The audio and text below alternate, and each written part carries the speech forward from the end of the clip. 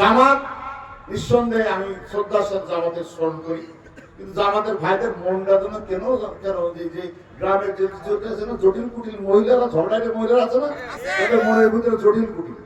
দেখবেন ওনাদের ফেসবুকে যে আইডি গুলো আছে, আরে দল আমাদের, বিএনপি আমাদের কটা ঘোষণা করলো না করলো তো তোর কি? তোরা ফেসবুকে তো খুশি আছিস কেন? তোরা তো আনন্দ পাচ্ছিস কেন? তার মানে তোরা মোদীদের আর বিএনপির ভয় পাই, তাই না? ভাইরা আমার, আমি জামাত পোষণ একটু কথা বলে শেষ করবো। এই ঝিনাইদা এই পাশে কয়েকটা ইউনিয়ন আছে, মানুষ মনে করে যে এখানে মনে হয় চাষার গাবলা শরীর সব মনে হয় শরীর মনে করে, তারা মনে করে, আমরাও বাপ্তারা তো মনে করি না। আমি একটা কথা বলতে চাই, জামাতের ভাইদের উদ্দেশ্যে বলতে চাই, দুটি ধরে দাঁড়ায় থাকলে তোমার ভিডিও যদি আপনারা পরে শোনেন, বিএনপি আপনাদের কাছে এখন হয়ে গেছে সতীনের মতন অবস্থা। 18 সালে কি মার্কায় ভোট করেছেন আপনারা? 22টা আসনে এই জামাত ইসলাম আজকের আমির সহ এই 22টা আসনে কিন্তু সেদিন জামাত ইসলাম এই বিএনপির ধানের শীষ নিয়ে নির্বাচন করেছিল।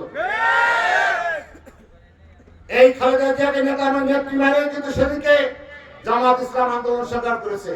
কিন্তু জামাতের ভাইরা মাঝে মাঝে একটু ভুলে যায়, ওনারা 96 সালে 86 সালে বিভিন্ন সময় বিএনপি পিঠে ছুরি মেরে আওয়ামী লীগকে প্রতিষ্ঠিত করার জন্য কিন্তু শুধু হাসিনার পতাকা তোলন গেছে, সে কথা আমাদের মনে আছে।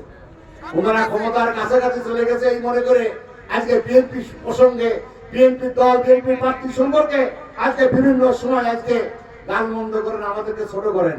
আমি তো আমাদের ভাইদেরকে বলবো, আপনারা ভালো হয়ে যান। আপনারা যেভাবে চেহারা শান্তি সুন্দর করে মাথায় টুপি দিয়ে কথা বলেন, আমি আপনাদের অনুরোধ করবো আপনারা বিএনপি নিয়ে গীবত করেন না।